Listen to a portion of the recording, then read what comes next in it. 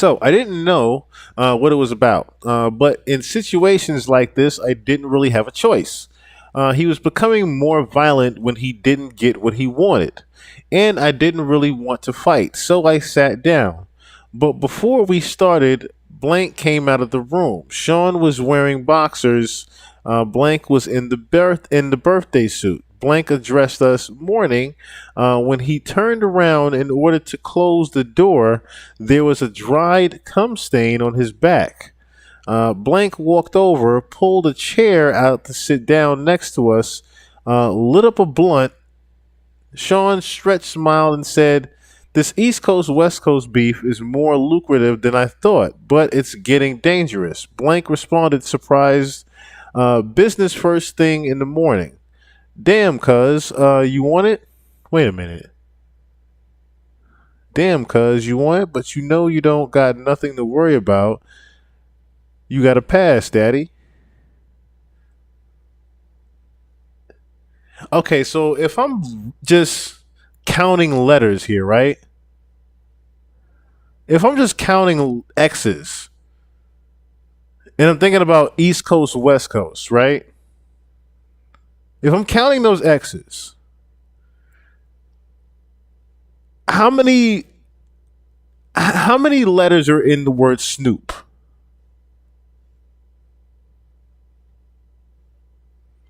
Snoop.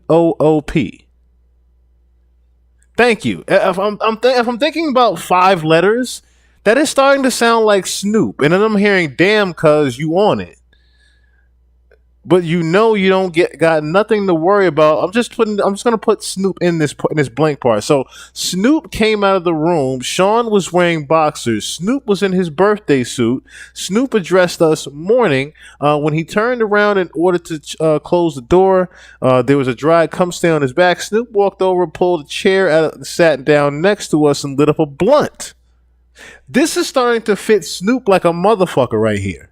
Sean Stretch smiled and said, "This East Coast West Coast beef is more lucrative than I thought, but it's getting dangerous."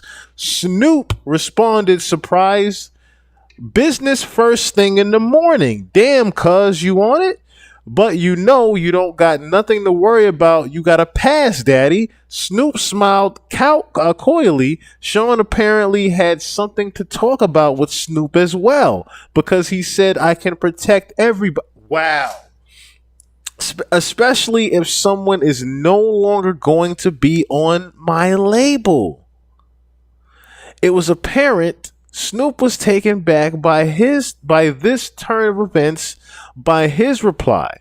"Sean, are you saying what I think you're saying?" Sean continued, "It's taxing on my resources to protect people.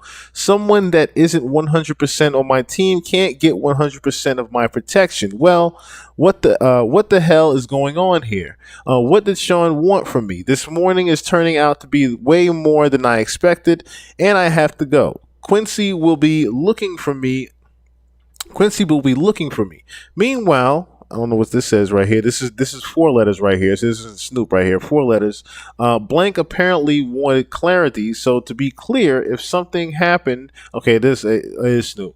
Okay, so if something happened, Snoop made quotation marks with his fingers to one of your artists that was leaving your label anyway. It would be considered he makes another set of quotation marks out of your control.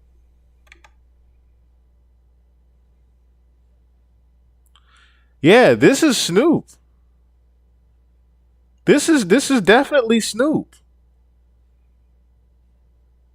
And there were rumors in the industry about Snoop being a little bit funny.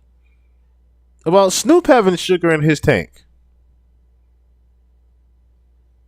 Reggie Wright actually exposed that part.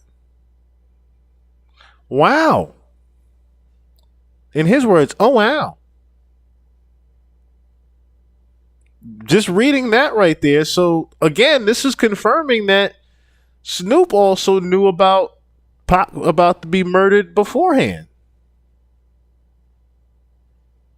This makes a lot more sense if we're thinking about the rumor that Reggie Wright said that Snoop was listening to a walkie-talkie when Pac got hit.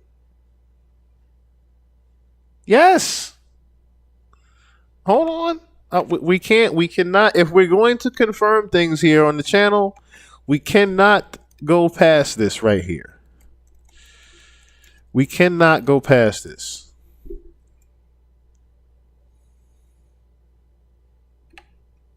We cannot go past this part right here. Especially considering this was supposedly 3 days. This interview right here of, I believe it was America's Most Wanted, had just came out.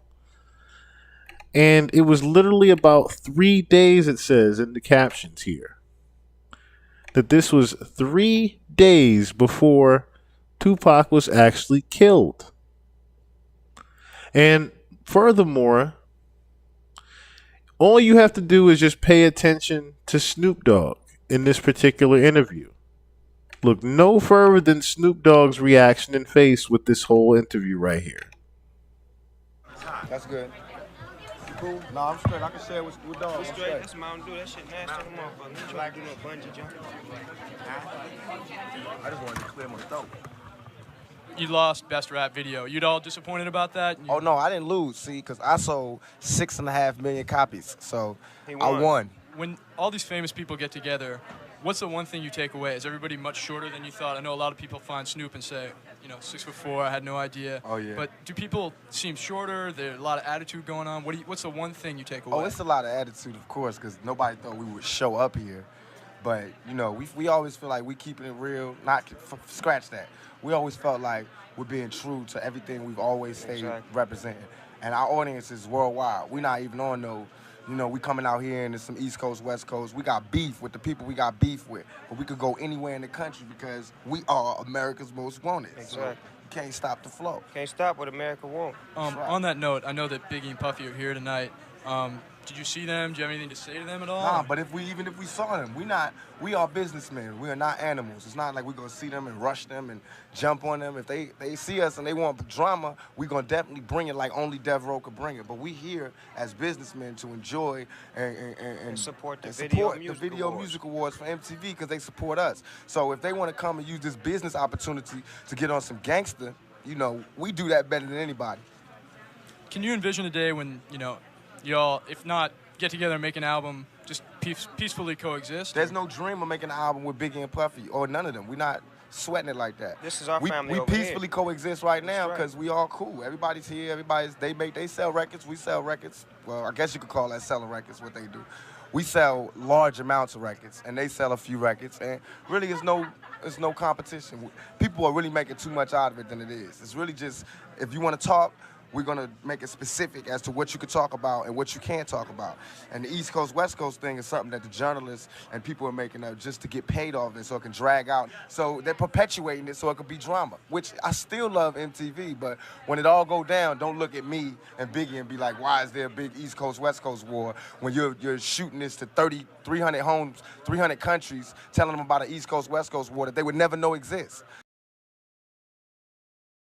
And Biggie and be like, why is there a big East Coast, West Coast war when you're shooting this to 300 homes, 300 countries, telling them about an East Coast, West Coast war that they would never know exists. So that's where information becomes... Look at Snoop's face as he's saying that part. An East Coast, West Coast beef that they would never know exists. Big East Coast, West Coast war when you're shooting this to 300 homes, 300 countries. Look how confused he looked in the camera as Pac was saying that. Telling them about an East Coast, West Coast war that they would never know exists. So that's where information becomes a problem. When and MTV if it did, News gotta be the ones to let you know. If it did exist, Pac, we wouldn't be here. So right, and if it exists, how we gonna be sitting in New York talking about it? We'll try to. If it did exist, Pac, we wouldn't be here. Be better role models, and y'all try to stop putting that drama out there. You got a lot of power, a lot of responsibility. Hey, Zoe. We both do. We both need to exercise greater restraint. 3 days later, Tupac was fatally shot. But someone else had something to say about that very same Steve Harvey incident, I should say.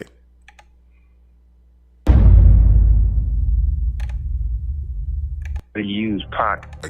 I got killed. Snoop's from.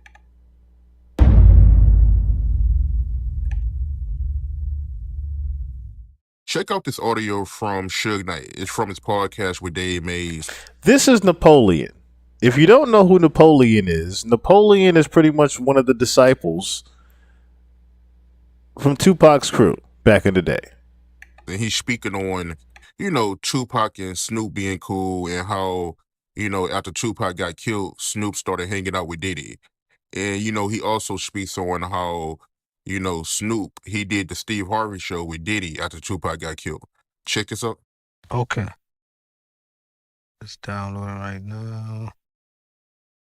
Then you look at the scenario how everybody used Pac to make their stuff famous or make their project better.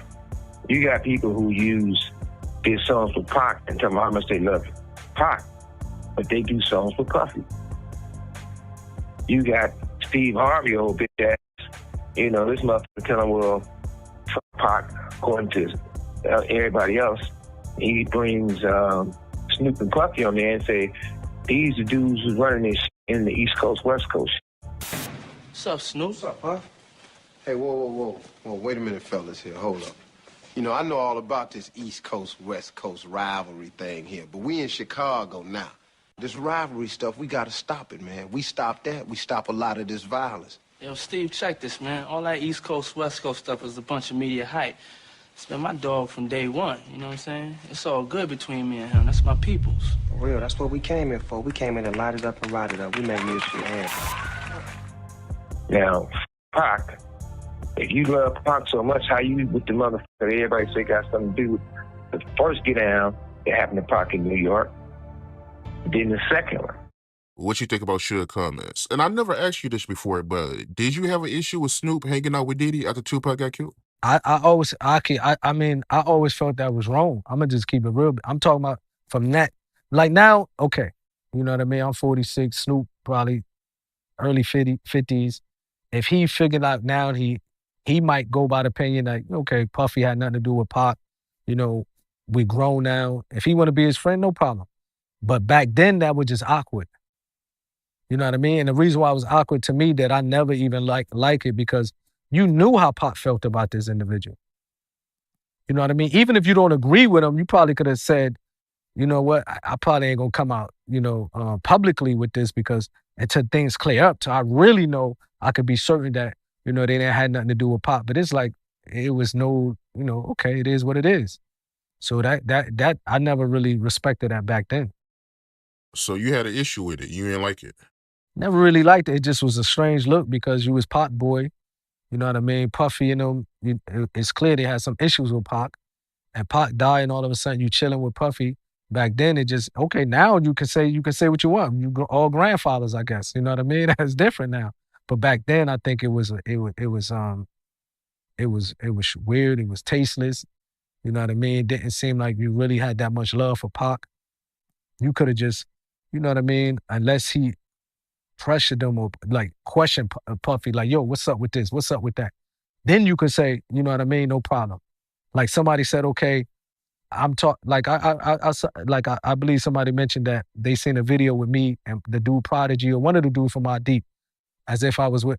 They don't know the backdrop of that. I went to his hotel room ready to fight. Like, bro, I'll fight everybody in that room one-on-one.